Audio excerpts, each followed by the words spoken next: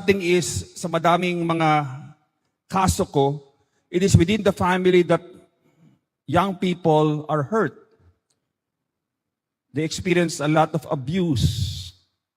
And they are traumatized and wounded within the family. That should be a source of protection for them, where they experience love. It is the family that we first experience love. At alam natin, when we first open our eyes, we saw the face of our family members. And hopefully, at the moment of our death, the faces that you will see will always be your family members. It should be that way. Ngunit ngayon, dahil ang dami mga pamilya na nagkakaroon ng problema, nagkakawatak-watak sila because of money and other issues, the value is not anymore unity of the family. Many people die without their family members around them.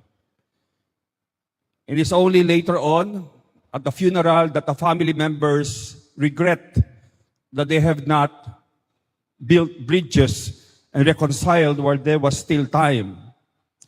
The saddest thing to experience as a priest in funeral masses is yung mga unfinished businesses. Yung mga sana nasabi ko, sana nagawa ko. And therefore the family basically is we know it is a vocation. It is a means to become holy in today's society. That's why it is called the domestic church, where God is worshipped, where children unang-una learn who God is, that He is a loving Father. And secondly, that they learn to love this God and serve Him properly. Okay? And there is, of course, it is a domestic church because there is a hierarchy that the Lord always follows.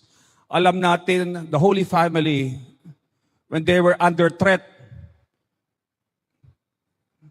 the angel did not speak to Mama Mary, the greatest of the saints, to Jesus, who is God, but the angel always spoke to Saint Joseph, the least of the three, because he was the father of the family. And therefore the Lord, who has structured the family, desires that we follow the structure that He has given us. Ang grasya ng Panginoong Diyos ay bumababa ayon sa Kanyang plano. When we try to destroy the structure of a family by saying that two persons of the same sex can be a family, that totally is a sacrilegious and blasphemous action against God's intellect, infinite wisdom, and infinite love. It is in the family that we start to learn how to become holy. Doon nag-uumpisa. Because many people, akala nila that the school is the primary teacher of religion. But hindi, in the mind of the church, the family is the primary teacher of religion. It is only the school that supplements the teachings that the children learn in the family about the lovableness of God. The home is the first solid defense decreed by God, and we see this in the Holy Family. Is it a safe space until now? When children, I remember I was reading 2 days ago, sabi ng isang pare, most murders in the United States occur within the family, in the wombs of the mothers. The place where the child should be should be in a safe place. The most safe place is within the womb of a mother, and that is where life is destroyed, where a child is killed. And that is something that is really diabolical.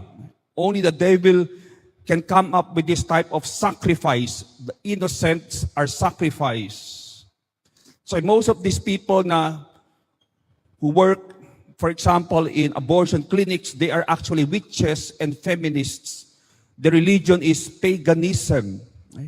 They believe in Mother Earth. They believe in polytheism. They believe in pantheism, that everything is divine. Even them. They are divine by nature and not by adoption. Kaya sabi ni Sister Lucia, the final battle between the Lord and the reign of Satan will be about marriage and the family. So nakikita natin ngayon yung labanan ay nakasentro dito. And therefore we know that there is something that is about to occur. This will be the last battle between the church and the anti-church. Now, what are the greatest weapons that we can have to protect ourselves in spiritual warfare? Of course, unang-una sa lahat yung grasya sa ating kaluluwa. To always be in the state of grace. If you are in the state of grace, kahit kulamin ka pa o binarang ka ng pinakmalakas na mambabarang o mangkukulam, there will be no effect on you. Precisely because God is protecting you. That's why usually witches try to check if the person they are about to curse is in the state of grace o hindi. Kapag hindi wala yung banal na Espiritu Santo sa kaluluwa ng isang tao, that is the time that the witch will send the curse. Doon siya tatamaan. Yung biktima niya. So grace is the most important defense first, because it is useless to be liberated from the devil and for you to fall into hell if you are not in the state of grace at ikaw ay na-aksidente. Secondly, another important point is eternal life is dictated by grace in the soul. The only thing that God will look for kapag ikaw ay yumao na in the final judgment is, are you ready to embrace my love? Is the Holy Spirit alive in your soul? Kapag buhay ang Espiritu Santo, then pwede tayong makipag-ugnayan sa Diyos. But if there is something in us that is, we may say, a block, an obstacle, yung kasalanan natin ay nandun sa ating kaluluwa, then God cannot embrace us in the beatific vision in heaven. Impossible yan. That's why always be in the state of grace. Because madalas nakakalimutan na natin na ito ang pinaka-importanteng bahagi ng buhay ng isang tao. Sometimes when a person dies through sickness, suffering, usually the first question we ask is, did the person suffer? The more important question is always, was the person ready? Did he receive the sacraments? Because eternal life depends on that. At madalas, kapag ikaw ay malapit sa Diyos, many times, pag you are near death, you will really suffer. Because the Lord will give you all the possibilities to offer these sufferings para hindi ka na dadaan sa purgatorio. But many people think kapag sila'y tumanda na at marami silang mga sakit, or they are dying painfully, that it is a curse. It is not a curse. You are becoming more and more like Christ on the cross. You simply have to remain on the cross like the good thief, not like the bad thief. Because madalas the Lord gives us these final crosses para mapurga ang ating mga kasalanan, para hindi na tayo dadaan sa purgatorio, that we will go immediately to heaven. And these are the moments, sabi ni St. John Paul II, that we can do an apostolate of suffering. We can offer these sufferings for our loved ones, for the poor souls in purgatory, for the conversion of sinners. Prayer without suffering is very, very, we may say, it's effective but not as effective when prayer is always joined with suffering or sacrifice. Mas matindi yan. Because then you become more and more like Christ on the cross, praying for the people to the Father. The virtue is the best offense. What is virtue? Okay. It is just like a physical muscle.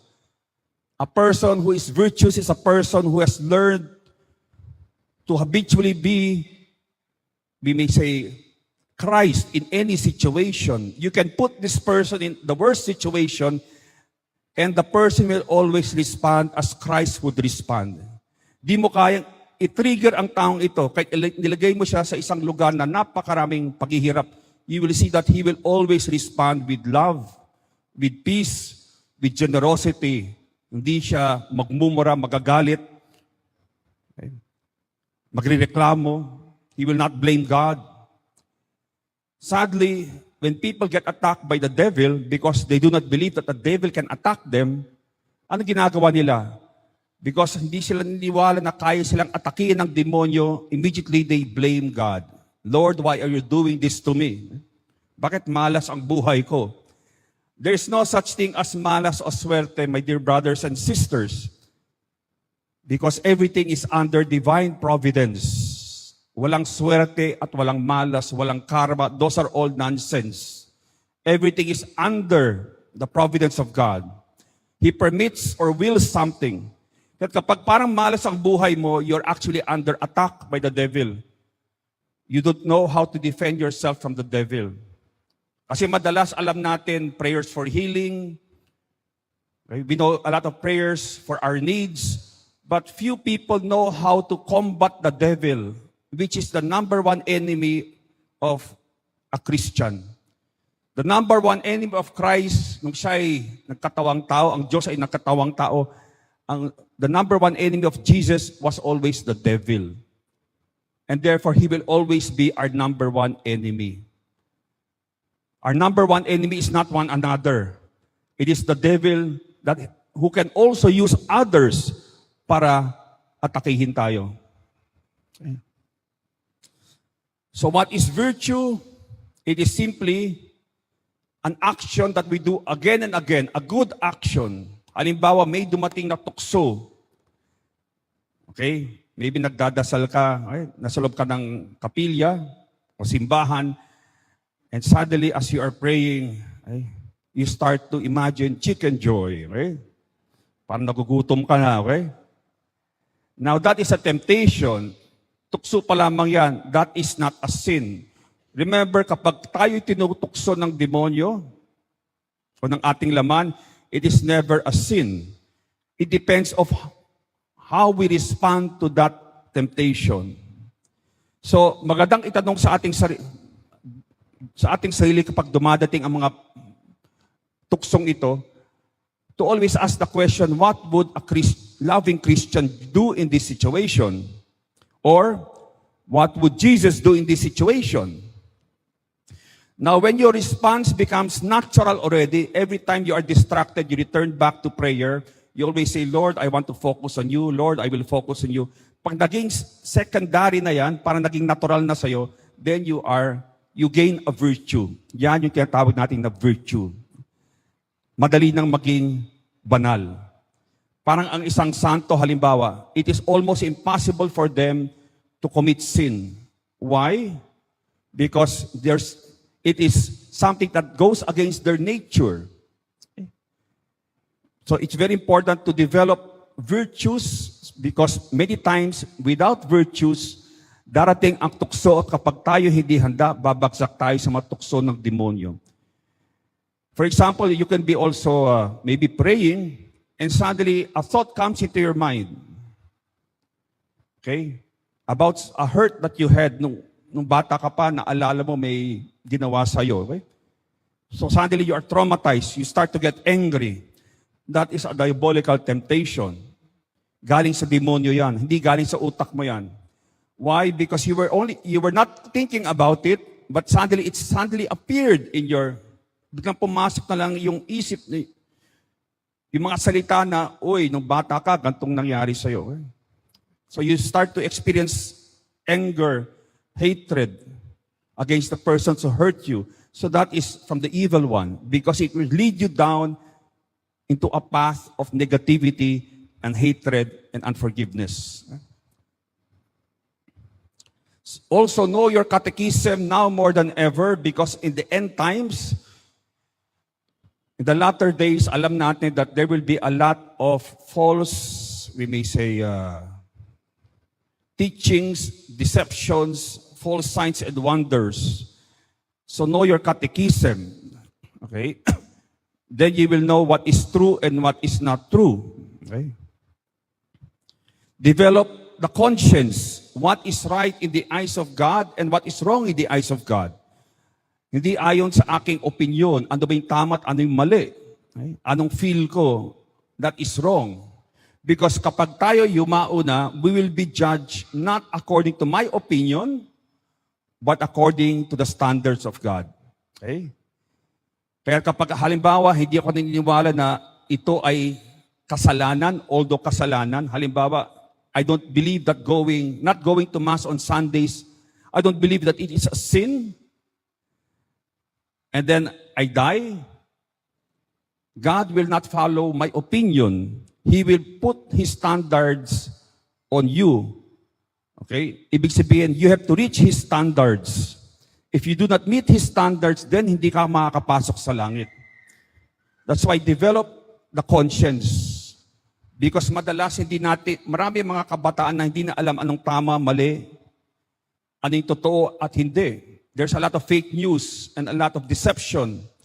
That's why if we are not faithful to the teachings of the church, we can be misled. If you are not obedient to the church teachings, then we will be misled by the devil. Okay? I would like to talk a little about the reality of hell. Okay? Because of course, this is the first thing you have to understand. Where do the demons come from? Saan nagagaling ang mga demonyo? Saan sila? Where are they situated? And where is their headquarters? Okay? It is in hell. So we have to understand what is hell. Now, Saint Teresa of Avila, I'm sure kilala niyo po siya, had a vision of hell. She was brought by God to hell to experience the reality of what hell is all about and that there are souls in hell. Kasi may mga nagsasabi, walang mga kaluluwa sa impyerno. And that is impossible. Okay? So the Lord again and again shows, pinapakita niya sa mga santo ang katotohanan na may impyerno at may mga kaluluwa sa impyerno. Even a person, remember in the Gospels, someone asked Jesus, Lord, will many be saved? Ano sabi ni Jesus? Few will find the narrow road, and few will enter the narrow gate. That's why we have to understand, kapag, halimbawa, mga anghel, how many of them are in hell? The angels, nung sila ay nilikha ng Diyos, ilan sa kanila ang nasa impyerno ngayon? 1/3 are in hell. Okay? Ganyang karami, 1/3 are in hell.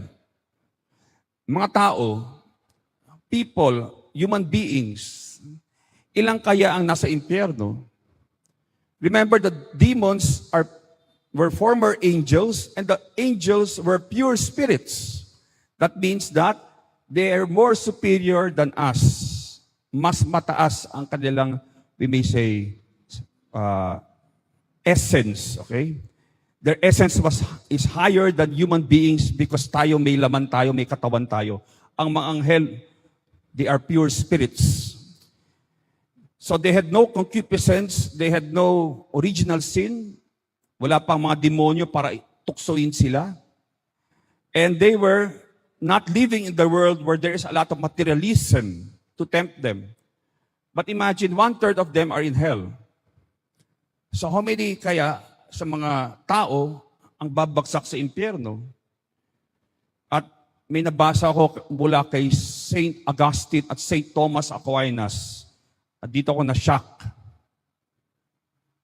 Sabi nila, there are more souls in hell than in heaven. What about the mercy of God? So that is a big question. What about the mercy of God? Well, the mercy of God, you have to understand, mga kapatid, the mercy of God is like this. God has a standard para tayo makapasok sa langit. Since the time of the apostles until today, yung kanyang batayan na yan ay hindi nagbabago. Okay? Today, it's very hard to reach that standard because maraming tukso ngayon, maraming distractions. Na madalas nakakalimutan ng tao ang kanyang kaluluwa. You can be so distracted with so many things that you forget your soul is present in your life. It's there within your body. And because of this, okay, imagine if you forget, if the devil is able to do this, okay, tumatanda na tayo, no? Where was I? wait.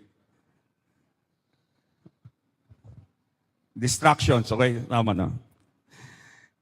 Minsan mas mabilis ang utak ko kaysa sa bibig ko, no? That's why I can... So if you forget, for example, your soul, I remember one exorcism, no? Sabi ng demonyo ganito, no?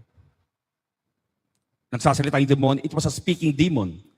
Sabi ng exorcist sa kanya, bakit ang mga taong makasalanan? Bakit parang wala silang problema sa buhay? They even have more and more pleasures. Why are you not harassing them? At sabi ng demonyo sa exorcist, of course, he was forced to tell the truth in the name of Jesus. Sabi ng demonyo, why will I torture my friends? Okay? They are already mine. Sa akin na mga yan.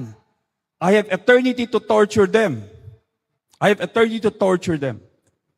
So I will give them more of the pleasures of the world. I will give them more money para lang makalimutan nila ang kanilang kaluluwa. Until the last moment, pag namatay na sila, then mararanasan nila ang kamatayan, pagkamatay ng isang kaluluwa. Then they will realize what it is to have a dead soul. So I will give them more and more of the world as long as they forget God totally, they forget their soul totally. The more they are distracted, the better it is for the devil. That's why kapag isang taong ganyan na makasalanan, gustong umalis ngayon sa kanyang kasalanan, that's when actually the devil attacks them. Father, bakit ngayon nagbagong buhay ako? Parang napakarami mga pagsubok. Ang daming harassments. It's because now you are not the friend of the devil. Now, parang nakita niya, uy, makalusot to sa akin. This person, this soul is about to escape from my clutches. So now, I will attack the person.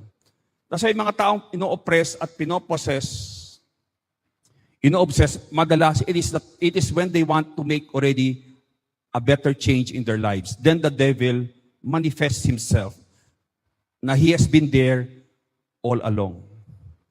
So the angels, imagine nyo, they had all these powers. The demons have, when they were still angels, they had all these benefits of a superior nature, and yet they ended up in hell. No? So imagine yung mga tayo na mahina, maraming tukso sa mundo, tinutukso tayo ng demonyo, may laman tayo, may concupiscence. The more we have to rely on God. So the mercy of God is not, He is lowering the standards. Parang gusto pumasok sa isang universidad. It is not just kapag sinabi ng university, okay, para sa ibababa natin yung passing grade. That is unjust. Diba? If the Lord cannot lower His standards to enter heaven, but what He will do is He will give you as many chances and opportunities and all the resources na kailangan mo para makapasok sa langit. Pero paano kung ayaw mo talagang magkumpisal? Then that is already your choice. Diba? Then you end up in hell. Okay? Sa impyerno ka babagsak. And that's a reality. So sabi ni Saint Teresa of Avila, it was that vision which filled me with a very great distress that I feel at the sight of so many lost souls. Especially of those who have left the church, yung mga umalis sa pagiging Katoliko at sumama sa ibang mga sekta o kulto. Okay? For they were once members of the church by baptism. Sadly, many Catholics leave the church to join sex cults, other religions, because doon daw mas masaya, may fellowship. But yan yung gusto ng demonyo. Because the number one thing for your soul to survive on this earth is what is the food of the soul. Na kapag hindi nyo kinain na regular, mamatay ang kaluluwa ninyo. Ano? The Eucharist. The devil will give you everything, lahat ng kasiyahan sa mga fellowship, as long as he removes the mass from your life. He removes the body and blood of Jesus from your life. At pangalawa, you will also be forced to remove your relationship or destroy your relationship with Our Lady. Kaya kapag mga kulto, sekta, unang-una binabanatan nila is Our Lady, yung ating mahal na ina. Because she is like the window that you can still go in para makapasok ka pa rin sa tahanan. So what the devil will do is he will trick you as a Catholic and say, mas masaya dito. Okay? Sasama ka ngayon sa mga born again, whatever, no? And your soul dies the moment you stop receiving Holy Communion. Okay? And especially kapag you treat Mama Mary, the Mother of God, in a sacrilegious manner. I do not know, sabi ni Saint Teresa of Avila, how we can be calm when we see Satan carry so many souls away daily. The children of Fatima, alam natin yung tatlong bata, nagpakita ang ating mahal na birhen sa kanila. Sabi ni Saint Jacinta, we must pray very much to save souls from hell. So many go there, so many. Sabi nga, Our Lady of Fatima, pray very much and make sacrifices for sinners, for many souls go to hell. Because there are none to sacrifice themselves and to pray for them. Kilala niyo si Saint Faustina, of course, no? Of the Divine Mercy. Isang santo na naman na pinakita ng Diyos sa kanya ang katotohanan ng impyerno at yung mga kaluluwa nandun sa impyerno. Sabi niya, to reflect on God's justice deepens our gratitude for His mercy and compels us to repent and seek His mercy. And if His justice terrifies us, yet His mercy gives us hope. Okay, so God will give you all that you need habang buhay ka para maligtas ka. Hindi lamang para maligtas ka so that you become holy, maging banal ka. Hindi lamang maligtas kasi may mga iba, basta makalusot na ako, Father, basta kahit ako pinamababa sa langit. No? That should not be. Because love wants to give always the maximum. Ayaw niya yung minimum. Okay? So what's important is that, okay, we have to make use of all the means that the Lord is giving us now to save our souls. Halimbawa, the devotion to the Divine Mercy, very important. The devotion for the last days. This is the last major devotion according to Jesus to Saint Faustina. Before the time of justice comes, the time of mercy will be given. And this is the time of mercy.